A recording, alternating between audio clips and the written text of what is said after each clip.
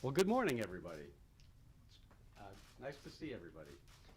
I'm Jeff Rosen, and I'm joined here today by Hugh Hurwitz, the Acting Director of the Bureau of Prisons, and with David Mulhausen from the National Institute of Justice, and from my own staff, Associate Deputy Attorney General Tony Bacon. All are key players in coordinating across the Department of Justice to implement the First Step Act, a truly monumental effort whose progress I'm pleased to report on today. The timely, efficient, and effective implementation of the First Step Act is a priority for the Department of Justice and this administration. The act is a bipartisan effort passed with strong support from President Trump and leaders in Congress, who all work together to pass and sign into law this important criminal justice reform measure.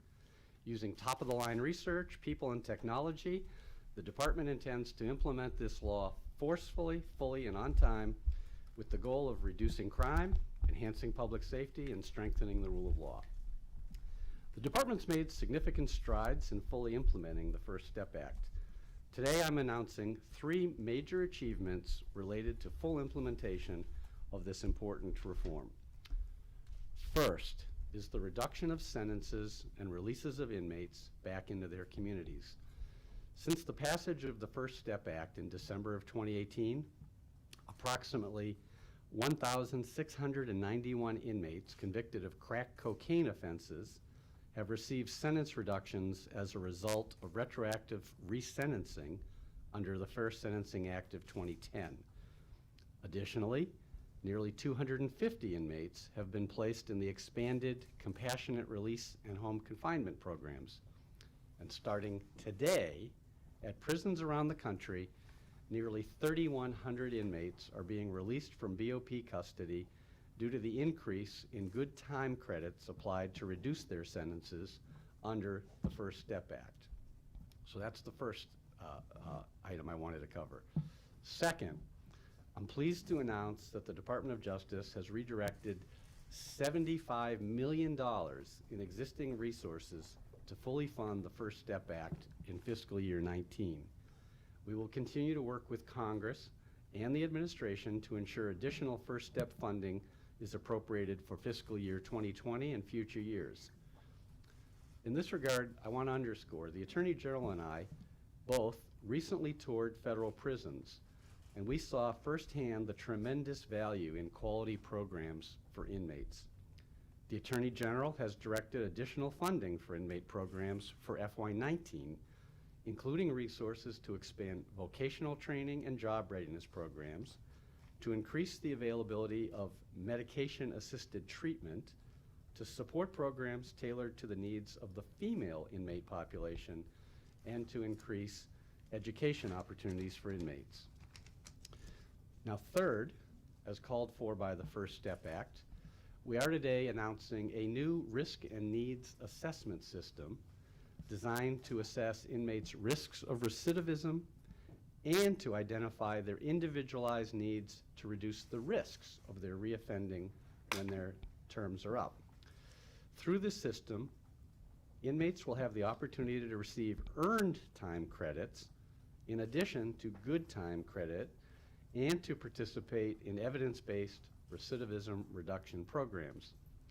As the Bureau of Prisons developed this assessment system, the department and the folks I'm with here today, among others, listened to experts and a wide variety of stakeholders, including our law enforcement partners, the U.S. Pretrial Services and Probation Office, the National Institute of Corrections, think tanks, nonprofits, legal aid groups, and others. But I want to single out for thanks one in particular, because we are especially grateful for the independent review committee of 6 nationally prominent experts, which has worked incredibly hard to help the Bureau of Prisons to this point. And they continue to provide invaluable expertise and analysis to this process. So the new system, which is called, in a catchy phrase, Prisoner Assessment Tool Targeting Estimated Risk and Needs, or more simply as an acronym, PATTERN, will be used to screen all federal inmates to identify risk factors and identify evidence-based programs that are likely to reduce the risk of recidivism and meet individual needs such as drug treatment, job training, trauma treatment, counseling, and education. The new tool relies on predictive assessments using both static and dynamic factors, dynamic meaning things that can be affected by the individual's changes in the individual's situation, to gauge the risk of every inmate in our federal prisons. The pattern assessment achieves a higher level of predictability and surpasses common risk assessment tools currently used for correctional populations in the United States. Now, while we believe this tool to predict recidivism is an improvement over the existing system, we also recognize that there is room for additional change as we continue through the implementation process and gather more data. So we are encouraging experts, practitioners, advocates, academics, and others to comment on the report that's released today so that we can build the best and most fair tool that is possible. And in that regard, we have scheduled several listening sessions in September after a period to receive comments. So before I conclude my remarks here today, I want to just take a moment to thank the team that made it happen, because tomorrow was a statutory deadline, so it was no small endeavor to get this done. I want to thank in particular the Justice Department's Bureau of Prisons, the National Institute of Justice, the Office of Legal Policy, the Executive Office for U.S. Attorneys, the Criminal Division's Office of Policy and Legislation, all of which played critical roles in meeting the tight timelines imposed by Congress and in carrying out the mandates of the First Step Act. And in particular, in meeting these timelines, I want to note the department has already made substantial progress by implementing new and expanded programs that address issues such as drug addiction, job skills training, and networking with private sector employers. Already, the Bureau of Prisons has developed a dyslexia screening process, a youth mentoring program, and has updated its procedures for managing pregnant inmates. The Bureau of Prisons has already trained 31,000 employees and officers in de-escalation techniques and mental health awareness. So I want to give special thanks to Hugh and his team for their commitment and dedication to this project. And I'd like to just make clear that Attorney General Barr has made it clear that reducing crime and violence in America's cities and rural areas continues to be a top priority of the Justice Department, and this first step will help to achieve that end and ultimately increase the safety of our nation's communities by helping improve the lives of the inmates and reducing recidivism when their terms in the prisons end. So the Attorney General's commitment includes strong support for federal, state, local, and tribal law enforcement, as well as a continued aggressive approach to prosecuting federal crimes. Finally, let me just say that today's announcement is only the first step of a longer journey towards the comprehensive implementation of the First Step Act, which the department, as I've said, will continue to pursue vigorously. And with that, I will turn over the podium to Hugh Hurwitz, the head of our prison system, to talk more about how the Bureau of Prisons is prepared to implement the First Step Act. Thank you, Deputy Attorney General Rosen. Good morning. It's an honor to be here to mark this critical moment in the implementation of the First Step Act. I'd like to first thank the Attorney General and the Deputy Attorney General for their leadership and commitment to this effort and for their support of the Bureau of Prisons as we work together to achieve our mission of helping offenders transition successfully back to the community and maximize public safety. I also want to thank the staff of the Bureau of Prisons for what they have accomplished thus far and will continue to achieve as we look forward to implementing the next phase of the First Step Act. The philosophy of the Bureau of Prisons is that release preparation begins on the first day of incarceration. By offering a variety of programs and activities, the Bureau helps inmates enhance their skills to support a successful reentry back to the community. These programs seek to improve reentry outcomes by targeting behaviors that increase the risk of recidivism and promote pro-social behaviors. The First Step Act allows us to further enhance our programming and focus resources on higher risk offenders. The new risk needs assessment system identifies numerous factors related to the federal inmate population which are key to identifying recidivism risk.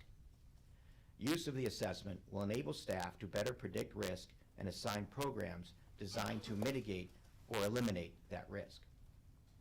It will allow us to measure the effectiveness of how we're doing and improve and refine the performance of the tool and our processes over time. As I mentioned earlier, the Bureau of Prisons offers programs which address specific criminogenic needs of each inmate, programs such as drug treatment, education, and job skills. Under the First Step Act, the Bureau of Prisons can more thoroughly target and address individualized inmate needs and monitor the inmate's progress in addressing those needs.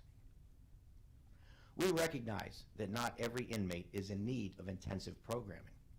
We will ensure, however, that those inmates with fewer or no needs maintain their low risk by assigning them to productive activities which reduce inmate idleness and provide opportunities to gain new knowledge or skills. The Bureau's largest work program is Federal Prison Industries, also known as UNICOR. Inmates participating in UNICOR learn real-world job skills and gain work experience in such areas as clothing and textiles, furniture, electronics, recycling, vehicle reconditioning, and services such as call centers, data entry, and distribution. With regard to education, all of the Bureau's institutions offer programs that include literacy classes, English as a second language, parenting classes, wellness education, and adult continuing education. Inmates are also able to participate in post-secondary classes in partnership with local community colleges or universities. The Bureau also provides inmates with career technical education and apprenticeships in a variety of fields, including building trades, mechanics, horticulture, food preparation, and cosmetology, as well as job readiness certifications in areas such as CDL licensed drivers and biomedical technicians. The First Step Act provides us with the opportunity to add new programs and enhance and expand these existing programs to help reduce risk, reduce recidivism, and better prepare inmates to return to our communities. It's also important to note that the First Step Act involves more than just risk and needs assessment, and the Bureau of Prisons is focused on ensuring all the provisions of the law are carried out. As the Deputy Attorney General noted, the Bureau of Prisons has already implemented a significant number of these other requirements of the law. We've updated our policies on compassionate release. We've updated training on the prohibitions against shackling pregnant offenders, a practice that we've prohibited since 2014. We've screened inmates and offered medicated assisted treatment to eligible inmates due to release in the next 18 months. We've issued policies regarding the storage of personal weapons by staff, a provision of the law that was in honor of a fallen BOP staff member, Lieutenant Osvaldo Alvarado. We ensured that sanitary products are readily accessible for female inmates, and we confirmed that BOP contracts for the confinement of juveniles is consistent with the Act in regard to prohibiting room confinement. BOP institutions also offer job readiness classes, including resume writing and interviewing skills, and they host mock job fairs to prepare inmates for the transition back to the community. In preparation for the inmate releases today and in the future, we announced a Ready to Work initiative to partner employers willing to offer job opportunities to inmates seeking employment. Many staff worked long hours to help get us to here today. We have a lot to be proud of, but we still have a lot more to do. I look forward to the continued collaboration between the Bureau of Prisons staff from across the Department of Justice, and the many stakeholders with an interest in helping to reduce recidivism. The First Step Act will improve the federal criminal justice system and help make our communities safer. Thank you to the Department of Justice and the thousands of dedicated staff of the Bureau of Prisons for their commitment and support of this important new legislation and to the mission of the Bureau of Prisons. Now I'd like to introduce David Mulhausen, Director of the National Institute of Justice. Thank you, Hugh. I appreciate Hugh's leadership and the BOP's dedication in implementing the First Step Act. I am David Mulhausen, the Director of the National Institute of Justice, and it's a pleasure to speak to you today about NIJ's important role in implementing the First Step Act. NIJ was honored to be given the opportunity to play a role in implementing this historic criminal justice reform. Importantly, as the research, development, and evaluation agency of the department, it was exciting for me and my staff to have the chance to infuse science into this important work. Developing the tool was no small task. Though we had very little time to get the job done, we did our very best. Today is a great example of the patience, collaboration, and hard work it took to get us here. As part of our role in the Act, NIJ contracted with external experts, Drs. Grant Dewey and Zachary Hamilton, to develop Pattern. As mentioned by Deputy Attorney General Rosen, Pattern is a significant advancement in the department's implementation of the First Step Act. To develop Pattern, we did not work in a bubble. We reviewed existing risk and needs assessment systems, we brought in outside experts and researchers, and we sought the advice of the Independent Review Committee. And importantly, we worked closely with our colleagues at the BOP to learn more about their systems and how we could work together to improve upon their current practices. We also held listening sessions with a range of criminal justice stakeholders, including prison reform advocates, law enforcement groups, victims advocates, and many others to hear their perspectives about the development and implementation of a risk and needs assessment system. I want to take the opportunity to thank all who participated in these listening sessions. I am particularly proud of the tool developed by Drs. Dewey and Hamilton. Pattern is a vital step in implementing the First Step Act, but we have lots of work ahead of us. We look forward to working with our colleagues, our experts, and interested stakeholders to continue this essential work. We will continue to collaborate with the BOP. NIJ is committed to rigorously evaluating BOP programs, ensuring that these programs are evidence-based. We need to learn more about what's working to reduce recidivism among BOP inmates. With this information, we can assist in the development of innovative, evidence-based programs to help ensure that when inmates leave the BOP, they have the skills they need to lead law-abiding lives. It's clear we have a long road ahead of us, but we are excited to take the next step. As I close, I want to offer my sincere thanks to NIJ staff for their hard work over the last few months, and especially the last few weeks. Your hard work and patience has not gone unnoticed, and I am extremely proud and appreciative of you all. I want to thank Grant Dewey and Zachary Hamilton. Your vision and commitment to developing Pattern in support of the department's goals was paramount to our success. As our work continues, we are committed to working with our federal partners to implement the First Step Act. We will continue to improve Pattern into a tool that will serve the BOP and hopefully all of society for years to come. Thank you. Hi, Pete. Mr. Rosen, you say 3,100 inmates are released today from BOP custody. What kind of custody? Were these people in prisons, in halfway houses? Where were they? Well, I think the short answer is in prisons, but to give you a little more specificity, I'm going to invite my colleagues to address that. Most of the inmates releasing. Want to step up? Thank you. Most of the inmates, all of the 3,100 inmates are releasing from Bureau of Prisons custody, whether they're in a halfway house or one of our federal facilities, they're in our custody. So they're all releasing from Bureau of Prisons custody. So when you look at tomorrow's population numbers, we'll be 3,000 inmates fewer than we had today. Most of them releasing out of RRCs, actually, And there's about 900 that have detainers that'll be releasing from our custody, but I can't tell you where they'll go because that's up to states or Homeland Security. But of the ones that are releasing to the community, almost all of them are releasing from RRCs. Steve, do you have a question? Yes, on the, on pattern, is that to determine eligibility for early release, or just what sort of work has to be done before they're released? Tony, you want to answer that? So the pattern tool will do a couple of different things. First, it will assess every single inmate's individual risk of recidivism. From there, the inmates will be put into a category of either minimum, low, medium, or high. Those in the minimum or low categories will qualify to earn what's called earned time credit for successful completion of evidence-based programs. The First Step Act reads that those in the medium and high categories have the first priority to participate in the programming, although BOP is committed to offering programming across the groups.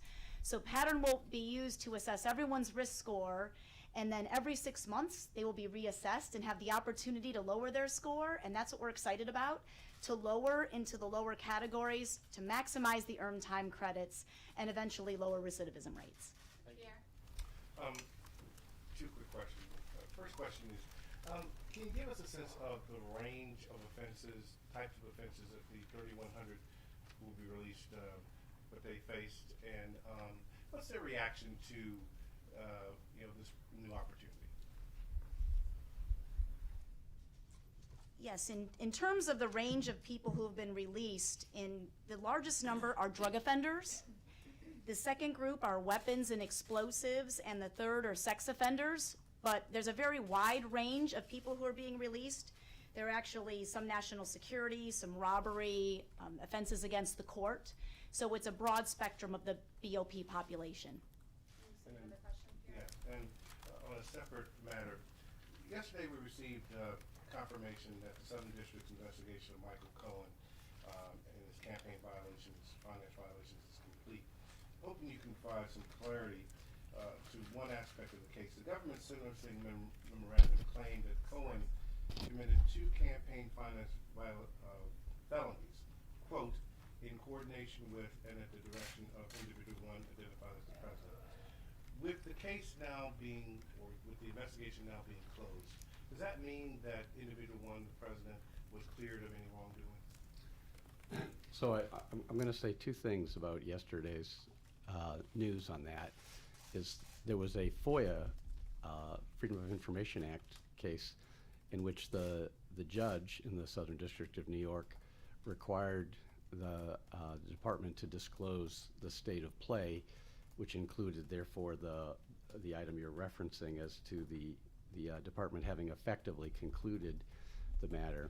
So that document is a public document, but in terms of what it addresses and what it covers, really the only thing I can say about that is that it was handled by experienced prosecutors who looked at the law and the facts and made their conclusions on the merits.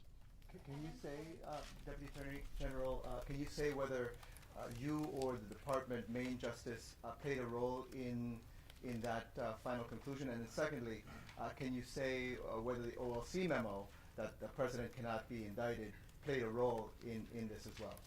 I don't have anything to add to what I just said. The 3,100 people being released, is that happening like today or over the next many weeks? And where are they being released from? All over the country or what? You want to take that one? So all 3,100 will be released today, and there's a process. Bureau of Prisons releases inmates every day, and we're following our normal processes in doing that, and it'll happen throughout the day. And the second half of where, they're all over the country. They're either at institutions or halfway houses across the country. Yeah, on the Attorney General had said that we should expect the IG report on the FISA process in May or June. We're now in mid-July. Is there any update on that? Sorry, I don't have anything to share on that today. Nothing to add beyond what's already been said. Claire? Some of the classes or programs available to inmates reportedly have waiting lists. What is the department doing to ensure that all inmates have the opportunity to earn credits? Yeah, some of our programs do have waiting lists. Programs like Headquartered that I mentioned in my remarks, which is one of our largest programs, but is restricted by the amount of work that Headquartered has. They're not funded by appropriations, and so they have to have business in order to have work to do. Most of the types of programs we're talking about do not have waiting lists. There's most of our vocational training programs, our education programs, and psychology programs, our inmates are able to get into now, but that's part of the money that the Attorney General mentioned, the Deputy Attorney General mentioned, that we're going to be increasing our programming so we have enough programs to make sure everybody can participate in programs that they need. Can I just embellish one thing about that, and feel free to chime in. One of the important ones is the residential drug assistant treatment, and there is no wait list for that one, and that's an important priority for the Bureau. You had a second question, Claire? Yeah. So has the Department of Justice come to an agreement with Congress regarding whether or not members of Mueller's team will be testifying? And has the department provided any resources to Special Counsel Mueller ahead of next week's testimony? So with regard to the Special Counsel Mueller's testimony, I think it's a matter of public record that the Attorney General had said that he would leave that to Director Mueller, that he did not have an objection. Special Counsel Mueller held a news conference some weeks back where he indicated his report was his testimony. So I think it would be reasonable to assume or expect that he meant what he said, but we'll see. Can you explain the difference between the risk and needs assessment tool being released today and the tool already in place by the Bureau of Prisons, the security assessment tool? You want to take it? I'll kind of try and cover it very simply. It's our security assessment tool, as you mentioned, focuses on predicting misconduct in our institutions. This tool takes that and expands on it to add additional criteria so that it's more likely to predict recidivism instead of just misconduct. We think our tool for predicting misconduct does a very good job doing that, and so we're able to hopefully, with this new tool, take that a step further.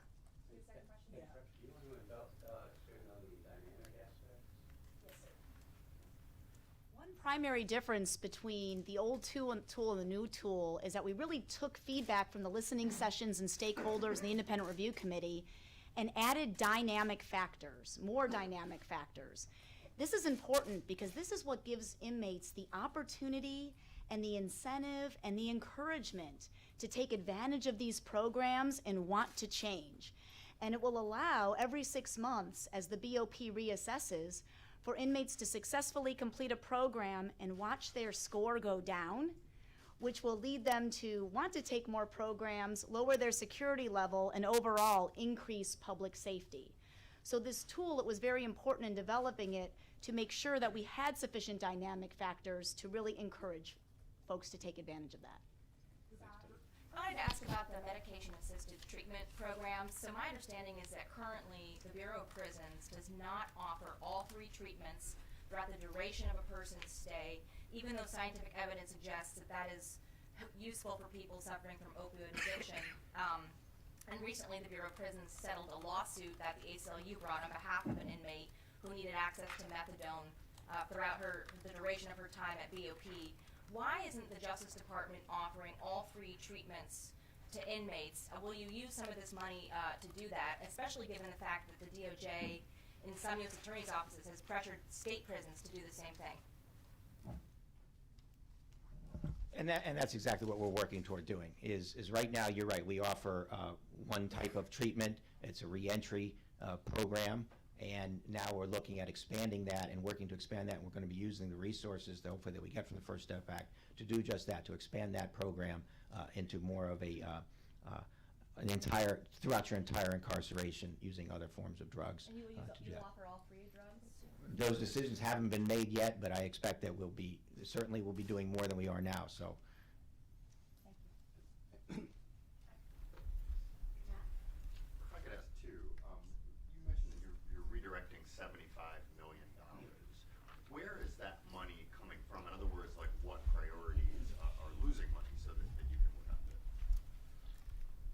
that one? Or is that better for you, David? Yes, I believe that came from excess money from the U.S. Marshal Service. We can verify and double check that, but my understanding is that was money the Marshal Service was not going to be able to use by the end of the fiscal year, and that BOP is ready to use now to expand these programs, to expand the opportunities for medication-assisted treatment, and to begin work on the needs assessment system, building that out. And let me just embellish slightly on that, in that where we are in the fiscal year, which ends September 30, means that we're roughly a quarter and a half. So that's a pretty significant amount of money, rather than have it not be used optimally. The Attorney General made the decision to use it in this way, and in the amount of time that's available, it's a pretty substantial amount of money. And then a sort of second question. The Office of Professional Responsibility has said that they're investigating the handling of Jeffrey Epstein's plea back in 2008. Will you commit to making the results of that investigation public?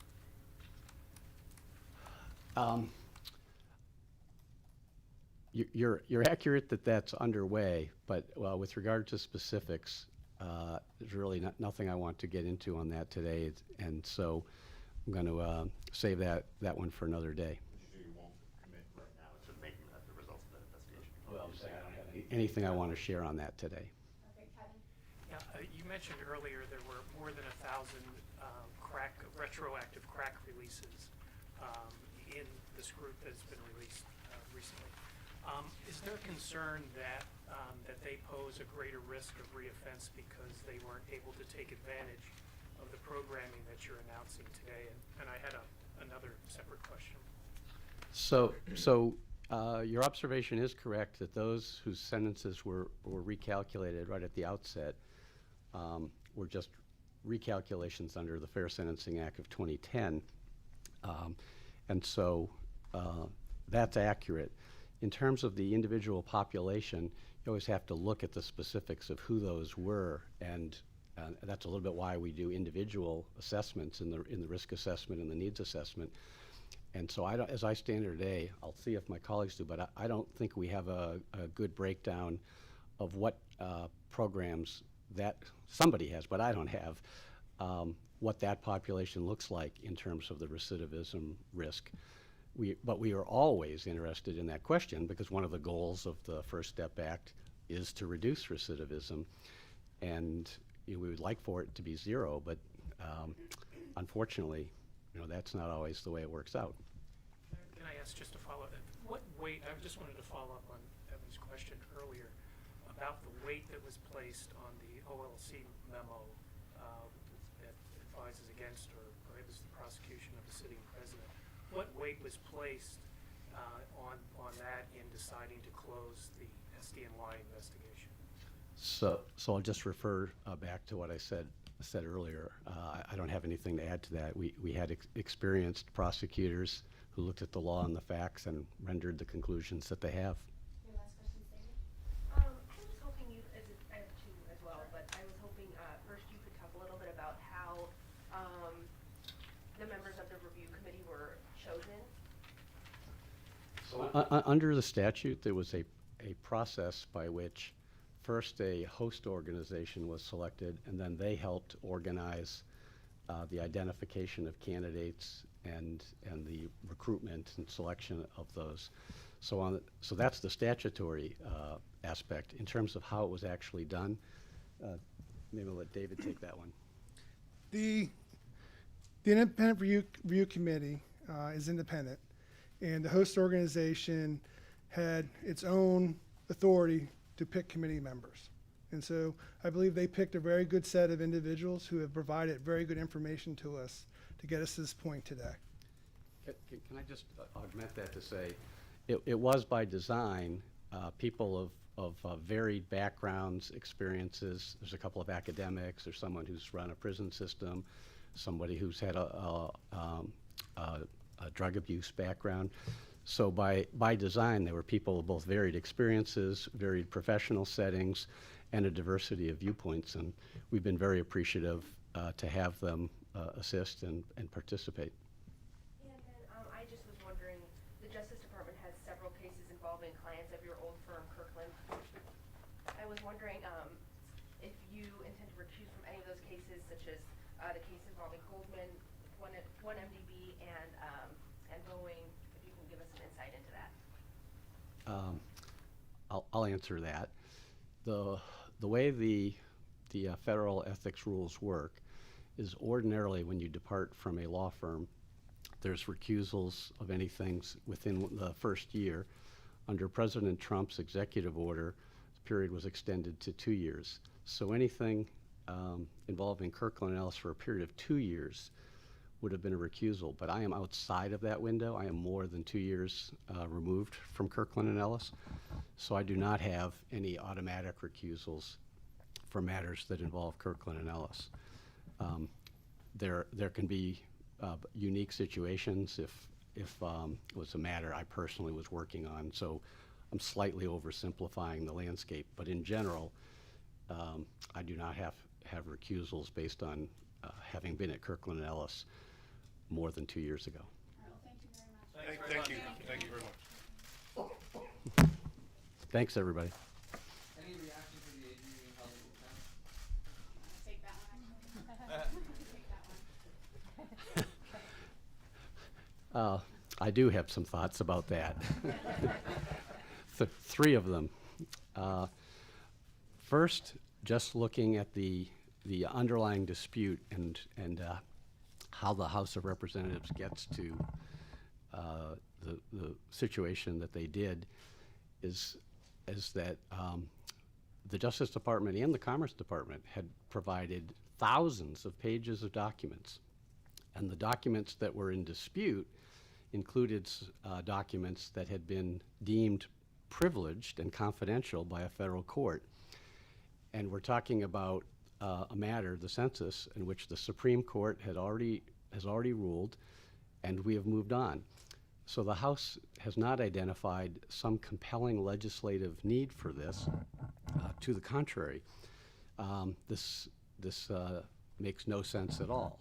Second, we are talking about, given the absence of an appropriate basis for this, we're talking about what is, unfortunately, the crassest form of political theater. And from where I stand, I'm deeply disappointed that the House leadership would proceed in that way with something that is so obviously beneath the dignity of the offices they hold. It's really a new low for the current House of Representatives. And I guess the third thing I would say is it's not too late to reverse course. The House of Representatives could reconsider, revoke its action, and apologize to the Attorney General. And that's what they should do. Thank you. Thanks, everyone. Or you could hand over documents, right? Did you hear what I said?